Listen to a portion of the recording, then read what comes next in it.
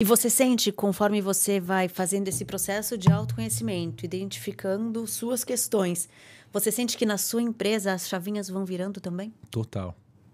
Ontem até a gente teve uma apresentação de uma pessoa, de uma nossas líderes nossas, uma gerente nossa,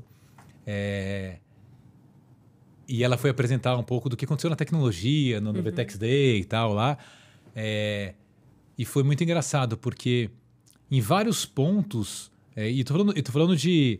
Ela foi passar, por exemplo, o que a Viola Davis, o que o pessoal passou lá no VTEX Day, mas a percepção dela sobre aqueles pontos eram as percepções que a gente estava discutindo nos nossos grupos. E olha que engraçado.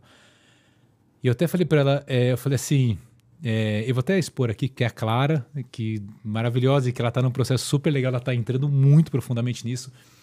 E ela falou, não, olha que interessante, porque o que ela colocou como superação, como se empoderar, como uma mulher deveria... A Viola colocou vários pontos lá de como ela só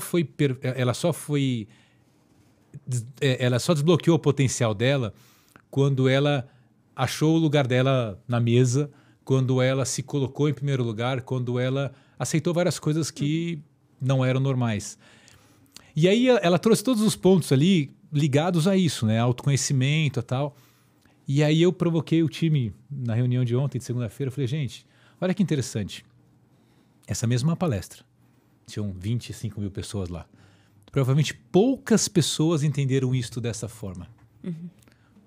E talvez a gente, há um ano atrás, não teria visto isso. Teria falado, legal, ela cresceu, ela fez isso, ela fez aquilo, ela é maravilhosa, mas não desta forma. Então, faz pouco tempo que a gente está fazendo isso na Biscoiteira, né? Acho que uns 2 meses e pouco. Só isso? Pareceu que 2 meses e meio. Em 2 meses e meio, as chavinhas que a gente está virando ali estão fazendo as pessoas olharem as coisas de uma forma diferente. E eu acho que, no fundo, quando a gente tem uma empresa onde a gente não quer que as pessoas tenham burnout, a gente não quer que os franqueados sofram, aliás, não quer que ninguém sofra, mas acontece. Mas no dia a dia, o Pedro trouxe muita visão, visão não, né? Ele escancarou várias coisas e falou, não, mas a gente está vendo aqui. Ele falou, não, isso aqui é o que você está achando que está acontecendo. Na prática, a gente está aqui. E de novo, eu reneguei várias vezes isso. Aí eu comecei a olhar e falei, faz sentido. Então, eu acho que na prática, você até falou de burnout, né? E eu refleti muito isso, né? Porque eu falo... O burnout não acontece porque você trabalha muitas horas. Porque eu trabalho muitas horas, eu nunca tive burnout, eu me sinto super bem. Eu faço o que eu gosto, do jeito que eu gosto, só que eu consigo ter controle disso. As pessoas que estão numa empresa, às vezes, como vocês falaram aqui do quem você tem que ser, quem você acha que tem que ser, as pessoas acabam tendo burnout, não porque trabalham 10, 12, 8 horas por dia, é porque elas são o que elas não querem ser, e porque elas não gostam do ambiente, porque elas não confiam no outro, e porque tudo isso faz com que ela entre num processo horrível dentro dela, de não se encontrar ali. E isso faz a pessoa pirar.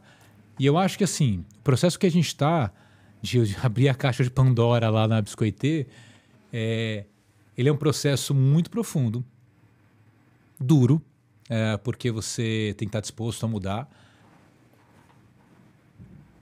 Não precisa mudar, né? Pode continuar fazendo, né? Você tem que estar disposto. Não, isso é importante, assim. É uma decisão, é uma escolha. Assim, eu sempre falo, aquilo que te serve e tem um talento lá, mesmo que gere um impacto negativo em você e nos outros, mas você ainda precisa usar, use. Enquanto for necessário. O dia que não for mais necessário, você solta, sabe? Mas eu acho que quando você começa a ter consciência, você não quer mais usar. Você fala, cara, não preciso ser isso que estão falando que eu tenho que ser, ou que eu mesmo disse para mim mesmo que eu tinha que ser.